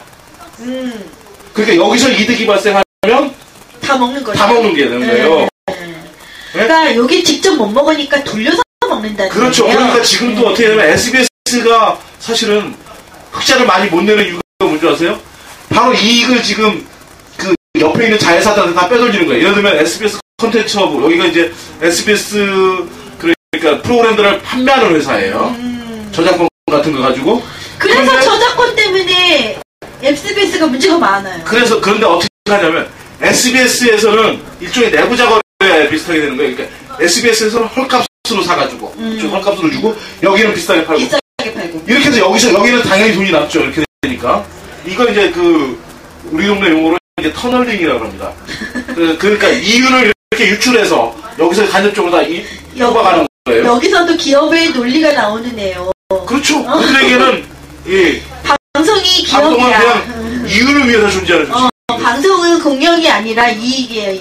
가끔가다 요새는 SBS가 좀 바른 말도 하네, 막 그리고 좀 시방새가 좀 달라졌네, 막 이렇게 얘기를 하는데 또 얼마 전에 여기 댓글에 또 올라왔는데 SBS 언론노조에서 뺄 수 없네요. 어버이연합 방송해줬다고 완전 찬양 방송을 해줬다고. 아, 그렇습니까? 그거 못 봤네. 예, 연합방 저도 그걸 못 봤는데. 제가 확인해가지고. 예, 어버이 연합방. 경위를 일단 그에 합당한 조치를 하도록 하겠습니다. 이렇게 가끔 가다가 공영방송이 죽으니까 민영방송이 좀 공영방송화 됐다가도 실질적으로는 아닌 게 여기서 또 드러나요. 자본이라는 건요. 자본이라는 건 이런 거 사업방송 또는 이제 민영방송이라고 하지만 사실은 사용방송이잖아요. 네, 사용방송이죠. 근데 자본이라는 거는 이런 겁니다. 자기한테 이익이 되면 어떤 걸 잡니다. 그러니까 때로는 어떤 진보적인 것도 하는 거고 그 꼴보수도 하는 거고 이게 그들의 논리인 거죠. 그런 건데 주로는 그렇지만 이제 어쨌든 자본으로서의 대자본으로서 이게 이제 위주가 되지만 상업적으로 자기가 좀 도움이 된다면 뭐든지 하는 이런 거고 옳고 그름도 안 따. 어쨌든 지금 얘기가 다시 미디어랩 얘기를 하다가 이제 좀 번졌는데 그런 의미가 있다. 세 번째로는 이런 겁니다. 지역 방송이 지금 네. 예를 들어서 지금 어떤 데 가면 이미 한 70, 80%가 80% 가까이가 줄었어요. 문도 안 는 데가 많다고 예. 하더라고요. 그리고 작게는 뭐 한 20, 30%부터 해서. 근데 이러면 어떤 문제가 생기느냐면 우리나라가 그렇지 않아도 지금 이 중앙집권적인 이런 다양한 지역 언론도 중앙집권이고 네. 그렇죠. 모든 경제도 다 수도권 경기 집중이에요. 예, 균형 발전이 안 되잖아요. 네. 그러면 특히 우리나라 그 지자체들에 지금 얼마나 많은 문제가 있어요. 네. 감시가 안 되는 거예요, 이게. 언론 그러면 이 총선 지금 총선 특히 이제 지역 감시가 되게 중요하잖아요. 예. 어떻게 할 거냐는 겁니다, 이게. 이런 문제고. 그래서 지방 언론도 죽이는 거 아닌가? 그러니까 이제 그래서 중앙만 있으면 된다. 그리고 저도 솔직히 말하면 저도 큰일인 게 예. 이렇게 되면요. 예. 지금 언론 노조도 지역의 그 방송 사주들이 어쩌겠습니까? 다 구조조정하자고 이제 난립니다. 네.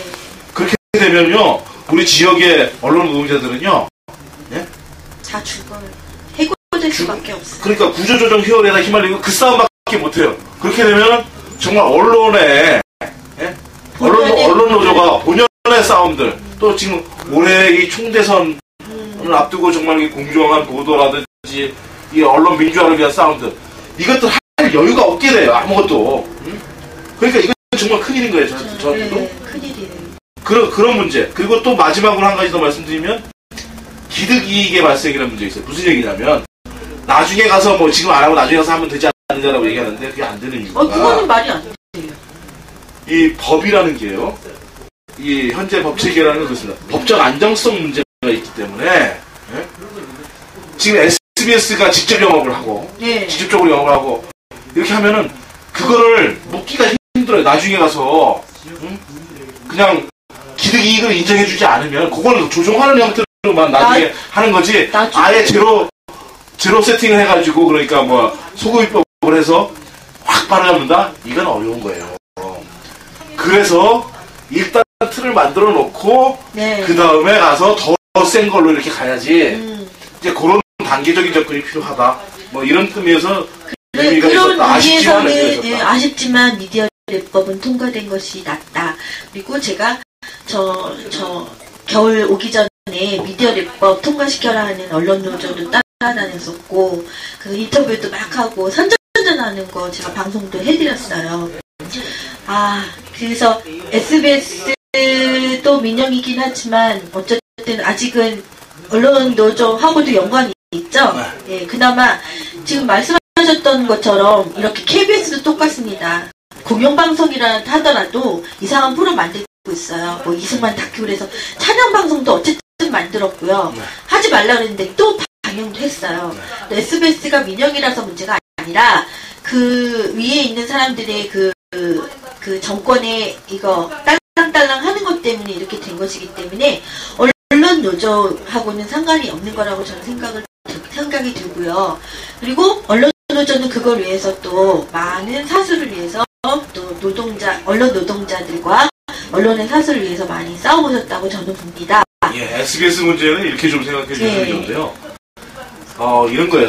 솔직히 저는 이제 그 KBS에서 쭉 이제 PD 생활을 했기 때문에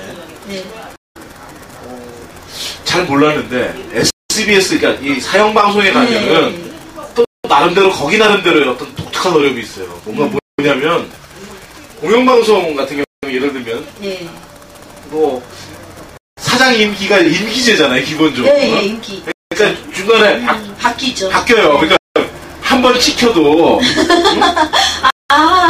몇 년 있으면 다른 사장 오면 또 어떻게 될지 모르는 거고 또 정권 바뀌면 또 어떻게 될지 모르는 거고 이런 희망을 갖다 걸 수 있는 게 있어요. 네. SBS는 안 그래요. SBS는 사주가 바뀌지 않아요. 맞아요. 네? 그러니까 네. 한 번 찍히면 영원히 지키는군요.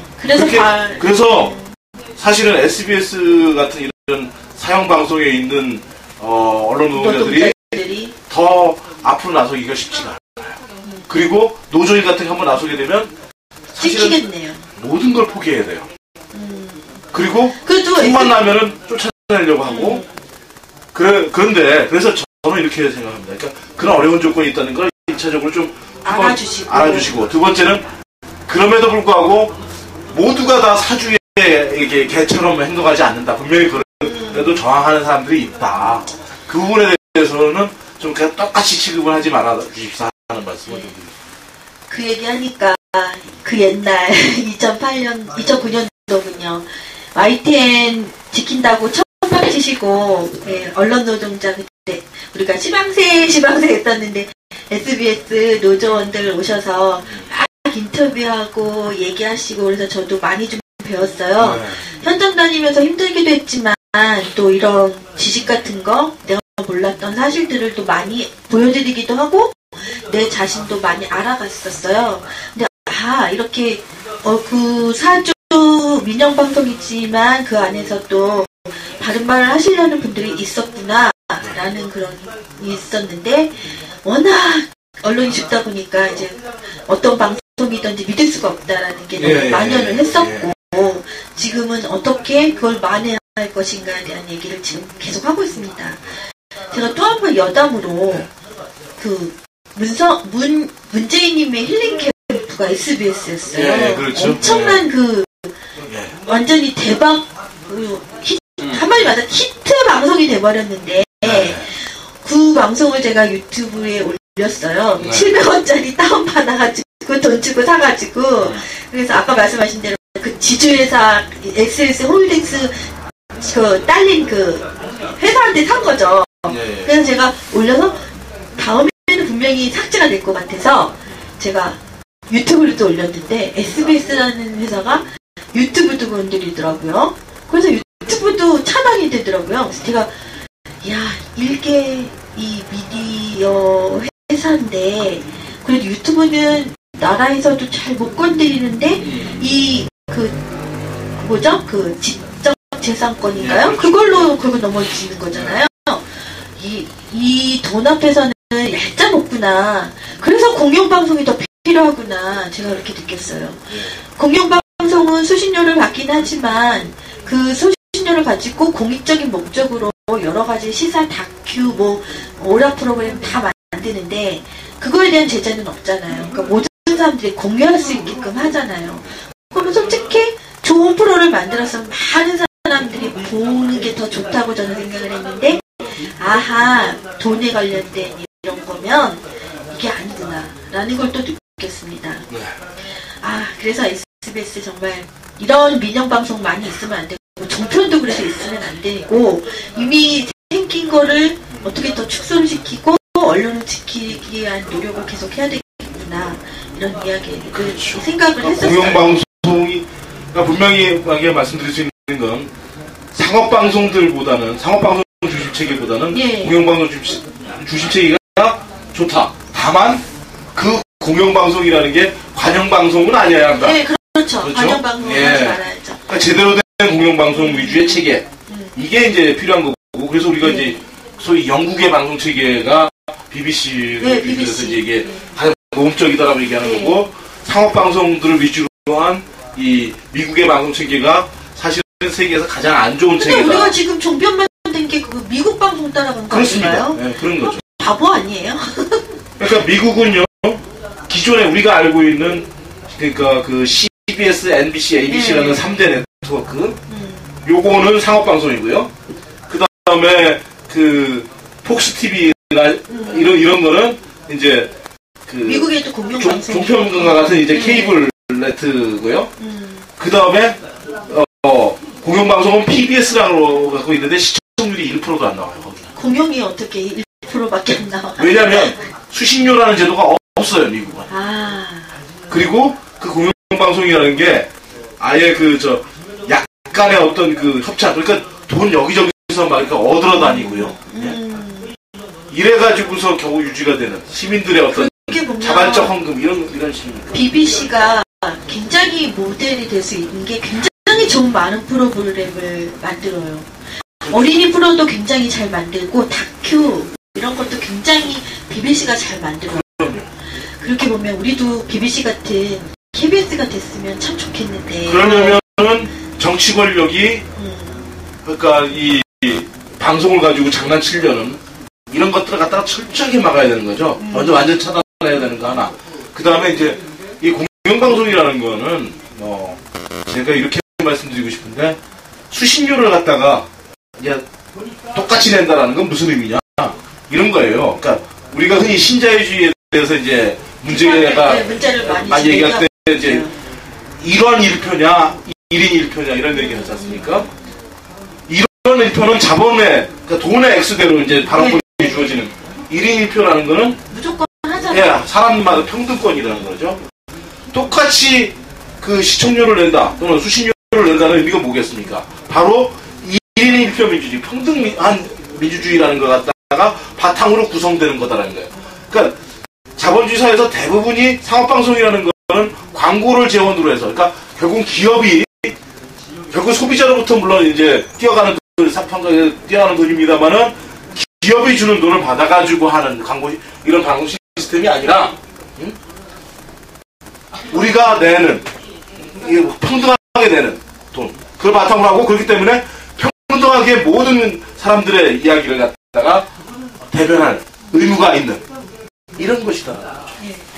그래 지금 이강태 언론노조위원장님 말씀하신 게 고려를 안 되는 게 뭐냐면, 저부터도 그렇게 얘기를 굳이 안 해도 수신료 내는 거에 대한 불만은 없어요. 왜 그러냐면 그만큼 KBS가 지금까지 공정방송을 했고, 그리고 공영방송을 하면서 우리들한테 돌아오는 게 그만큼 있다고 생각하고, 그리고 좋은 프로다라고 생각하기 때문에 뭐 2,500원 수신료? 그거 아깝지 않게 생각하는 부분이 있고, 국민들의 정서들이 그건 당연히 우리가 내서 우리의 방송은 이렇게 잘 꾸려나가는 것이다라는 인식이 있어서 그건 우려 안 하셔도 될 것 같아요.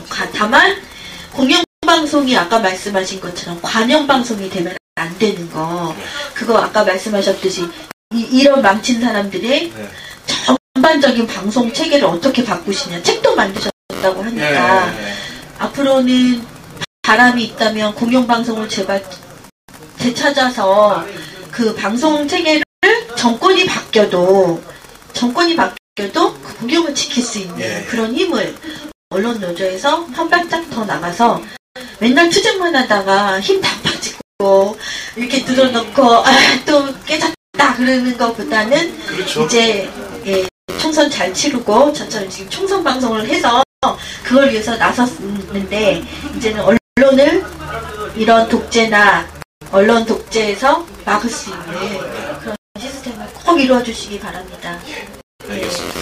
그리고 한 가지 또 고마운 게, 한미 FTA를 맞아서 그 이강태 언론 노조위원장님이 멕시코의 12년 명감을 12년 명감 이거 만드셨잖아요. 제가 그거를 1시간짜리를 전에 얘기를 들었는데 다 못 봤었어요. 근데 이제 FTA 막 그 정말 체결될 때부터, 그 전부터 제가 그걸 딱 보고서 멕시코에 그게 딱 와가지고 정말 FTA를 하면 안 되겠다. 그렇게 하면서 제가 그거를 집회에서 얘기를 했고, 굉장히 많은 분들이 나와서 얘기도 했지만, 만약에 그런 프로를 안 만드셨다면 우리가 아무리 떠들어도 남의 나라 사정을 모르고, 그리고 그때 분명히 노무현 정권에서 만드신 프로예요. 그렇게 반대를 하고 노무현 정권에서는 주권까지 포기한 건 아닌 FTA였음에도 불구하고 사람들이 반대를 했는데 미국에서 하지 않았잖아요. 근데 이번에는 미국에서 먼저 승인을 해버렸어요. 그 차이점이 뭔지 여러분 정말 알아주시고, 이렇게 좋은 프로를 만드셔서 제가 집회에서 이런 게 있다고 얘기를 했고, 멕시코가 어떻게 됐고, 정말 조회수가 장난이 아니에요. 몇십만 명이에요. 그럼 제가 이 대목에서 제가 좀 그래요. 근데 뭐냐면 지금도 그 프로그램이 계속 보여진다는 건 사실 비극이에요. 왜냐면 비극이긴 하지만 그 사이에 그러면 더 업그레이드된 어떤 뭐가 만들어지지 않았다라는 걸 반증하는 거기 때문에 비극이다. 근데 아울러서 그래요. 저는 이제 그 당시에 한미 FTA 때 멕시코 그걸 이제 처음 만들었었고, 또 만드신 게 있으셨나요? 그 전에는 제가 뭐냐면 그 후에는 뭐냐면 그 얼굴 없는 공포 강호병 그 미국 쇠고기 보고서 사실 PD 수첩보다 한 제가 1년 6개월 먼저 했어요. 그리고 그 당시에도 좀 화제는 좀 많이 됐었어요. 그게 그거를 요거 멕시코 다음에 만들었었고 네.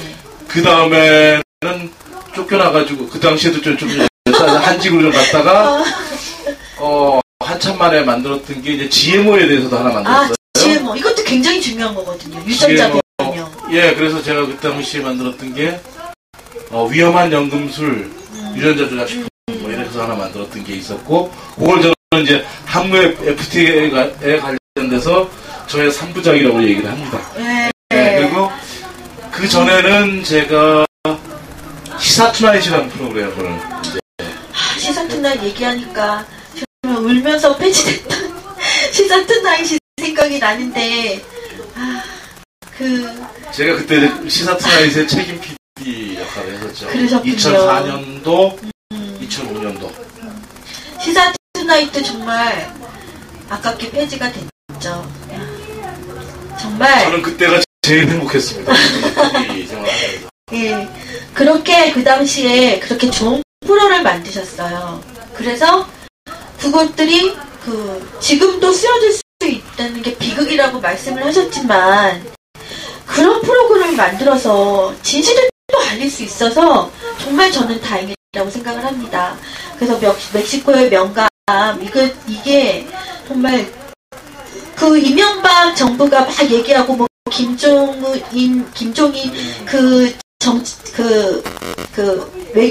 외교관이 막 얘기를 했어도 그것들이 막을 수 있었던 것들이 우리가 다른 나라를 보면 답이 나오는데 지금 그걸 다 막힌 상태에서 우리나라는 잘 살 것이다라만 했다면 반대가 없었을 거잖아요.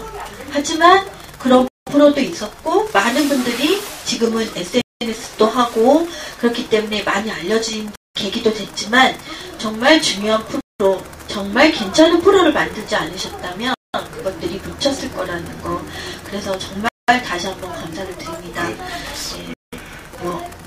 가장 행복하셨다고 하는데 이제 노조 위원장님도 하시면 또 이제 현장으로 또 돌아가셔야 되는 그런 상태시잖아요. 예, 1년 후에도. 예, 1년 내에 돌아가셔서 꼭 그런 프로 다시 만들어주시고요. 다음 정권이 바뀌어도 그런 본질이 없어지지 않는 그런 좋은 프로 많이 만드셔서 더 행복하시기를 바라겠습니다. 예, 언론노조에 꼭 사명, 지금 투쟁도 중요하지만 정권이 바뀌어도 그렇죠. 좌지우지 되지 않을 수 있는 언론의 그런 시스템을 꼭 만들어 주십시오. 예, 제가 언론노조 일을 하면서 그 시스템들을 만들고 이후에는 그래서 절대로 흔들리지 않는 그런 시스템들을 만들도록 하고 그래서 또 현장에서 그걸 바탕으로 해서 언론이 죽었다고 저 같은 사람이 이렇게 현장에 나가는 사태가 없기를 정말 바라겠습니다. 또 참 1인 미디어 좀 살려주세요. 지금 촛불 방송에서 제가 촛불사람 TV로 방송을 하고 있지만 지금 커널, 칼라, 6.15, 민뉴스, 한음 이렇게 많은 분들이 또 많이 현장을 돌아다녔었어요. 근데 진짜 힘들어서 지금 거의 중단한 데도 있고 간간히 하고 현장 방송들이 진짜 많이 죽었습니다. 저는 이제 총선 승리를 위해서 이제 좀 꼭다리 껴서 누구인가의 도움을 받아서 요만한 공간이라도 얻어서 방송을 하는 게 다행이라고 보고요. 근데 일단은 언론을 지키고 그런 거를 하고 나시면 이제 이런 독재 정권이나 이런 사람들이 나타났을 때 대안으로 이런 1인 미디어들도 활성화시킬 수 있는 방안 좀 꼭 마련해 주셨으면 좋겠어요. 저는 이제 예를 들면은 사실은 방송 발전 기금 같은 게 있어요. 예를 들면 사실 굉장히 우리 사회에서 나름대로 이 공적으로 중요한 의미를 가지고 있는 1인 미디어들이 이제 있다고 생각하고 전에는 없던 이런 부분들에서 그러니까 지금 예를 들면 신문들 조중동 이런 데 같은 경우는 예를 들면 우편 요금이라든지 이런 걸 갖다가 다 지원을 받아요. 할인받고 그거는 이제 우리 사회의 어떤 소통 구조를 정하기 위해서 이렇게 되는 거거든요. 사실은 1인 미디어 부분에 대해서 사실 그 사회적 역할이나 앞으로의 어떤 또 가능성들이나 이런 것을 보면 굉장히 커요.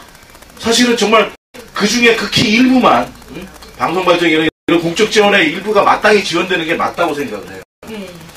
그래서 또 한편으로는 그래야지만 또 질적으로 또 도약도 할 수 있는. 질적도 도약도 하고 이런 게 또 대안으로 많은 이야기들을 할 수가 있고. 알겠습니다. 그 지방 방송들이 커야 되듯이 변두리 이런 미디어도 그렇죠. 돈이 없으니까 다 도태되고 나가고 그러시더라고요. 그리고 이게 우리가 단지 대리해서 누가 잘해주기를 바라는 게 아니라 우리 스스로가 시민들이 하는 건 참여 이런 것들이 굉장히 중요한 문제다. 기본적으로. 그리고 사실 다양성이라는 거는 근본적으로 바로 이렇게 해서 구현이 되는 거다. 저는 그렇게 생각합니다. 그런 면에서 유념하겠습니다. 좀 많이 좀 신경 써주십시오. 언론 지키자! 언론 회복! 공영방송 사수! 긴 시간, 그래도 지금 31분이네. 빨리 가셔야 되겠네요. 긴 시간, 많은 얘기 나눠주셔서 정말 감사합니다. 초대해주셔서 고맙습니다. 네.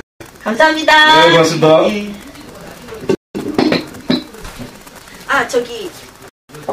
영상은 가신다면 제가 틀어드리도록 하겠습니다. 지금 부산일보에 관한 영상이 있습니다. 좀 보여드리도록 할게요.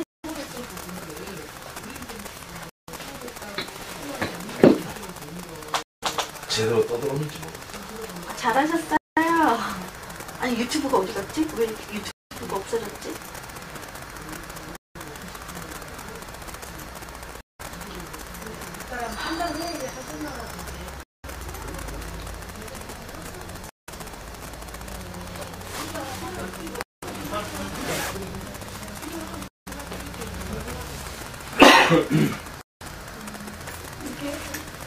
잡혀졌나요? 부산일보에서 그 노조원들이 만든 영상입니다.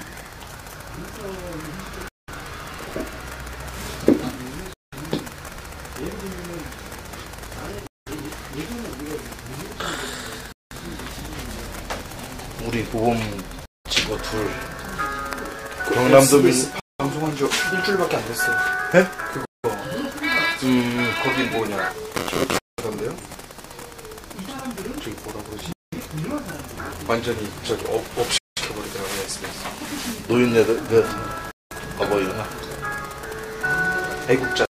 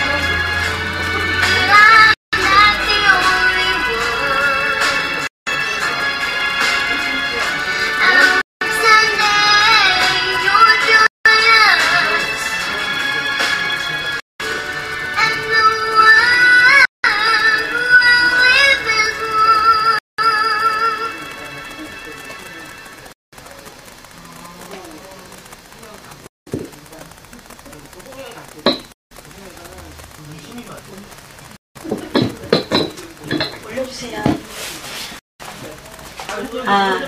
네, 감동적인 네, 감동적인 꺼졌어요?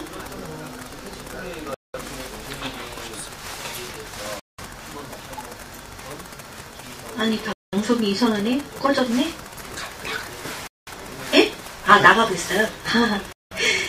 예, 제가 보는 건 이상해져서 오늘은 사법개혁에 관한 그 프로그램 하나와 그리고 지금 8시 36분이죠? 7시부터 시작을 해서 8시 30분까지 지금까지 방송을 해드린 이광택 언론노조 위원장님이 나오셔서 언론을 어떻게 지킬 것인가, 개선을 하고 어떻게 바꿀 것인가에 관한 이야기를 했습니다. 정권이 바뀌면 휘둘리는 언론이 아닌 언론 그 자체로서 자체 평가를 할 수 있고 언론 자체를 지킬 수 있는 그런 시스템을 만들어 가야 하신다고 이야기를 하셨고, 그걸 위해서 또 그런 테두리를 만들기 위해서 노력을 하시겠다는 이야기를 하셨습니다.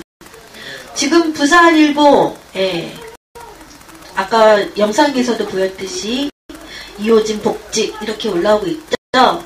네, 한 분은 복직이 최고가 되셨고 또 한 분은 그 안에서 싸움을 계속 하시고 있으시고, 그 안에 부산일보 내에 많은 언론 노동자들 한마음이 돼서 박근혜라는 거대한 그 언론 장악을 하려고 하는, 그리고 독재자의 딸 장모를 가지고 아직도 부귀영화를 누리는 박근혜의 딸과 엄청난 싸움을 벌이고 계십니다. 그건 쉬운 일이 아니에요. 굉장히 많은 거를 희생을 해야 하는 각오를 하지 않으면 할 수 없는 일들을 지금 하고 계십니다. 공영방송 KBS 물 건너 갔다고 버리려고 했으나 또 버릴 수도 없는 우리 공영방송 KBS, 그 안에서 힘들게 또 싸우시고 MBC 지금 파업 중이죠. 김재철 사장 퇴진하고 있습니다. YTN도 이제 또 합류를 하시게 되는 언론의 싸움으로 들어가신다고 하십니다. 2월달이고요. 3월 초까지는 이제 많은 언론인들이 한꺼번에 같이 투쟁할 수 있는 그런 시점이 올 것이고, 당장 내일은 YTN 앞에서 언론노조 촛불문화제가 있습니다. 저번 주에 첫 번째는 제가 나가서 방송을 해드렸는데 정말 추웠습니다. 근래 일어서 정말 그렇게 추운 적이 없어요. 제가 현장에 나가서 무수히 많은 추운 곳에서 방송을 했지만 그날은 저도 너무너무 추워서 빨리빨리 방송이 끝났으면 할 정도로 정말 추운 날 시작을 하셨고, 두 번째는 저번 주에는 MBC에서 촛불문화제, 언론노조 촛불문화제 두 번째 시작을 하셨고, 내일은 YTN 앞에서 언론문화제 시작합니다. 네, YTN, KBS, MBC 그렇게 지키고자 노력했었던 우리 민주시민 여러분, 얼마 안 남았습니다. 4월 11일까지 좀 더 노력을 해서 우리 모두 투표 잘하고요. 뒤에 이 말처럼 2012년 총선 승리 꼭 이루어냅시다. 지금 민주통합당에서는요, 19일이죠? 19일부터 20일인가?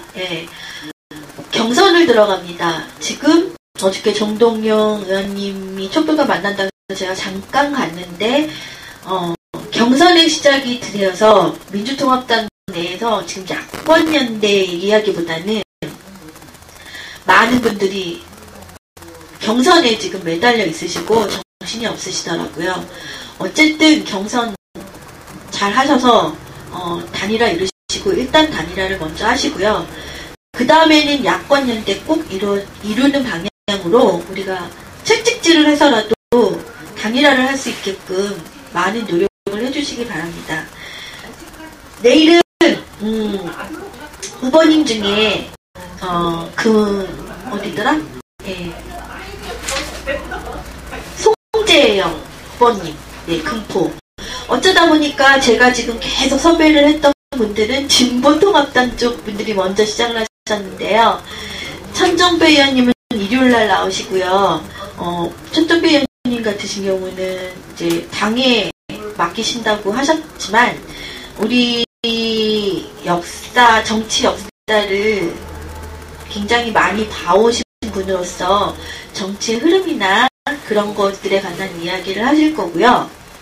그리고 본인이 천정배 의원 본인께서 지금까지 거리에서 이야기하셨던 미디어법도 막으시려고 했었고, 거리에서 그동안의 에피소드 이런 것도 들어볼 예정입니다. 그리고 금요일날은 정청래 후보님이시죠. 정청래 후보님, 그리고 중구에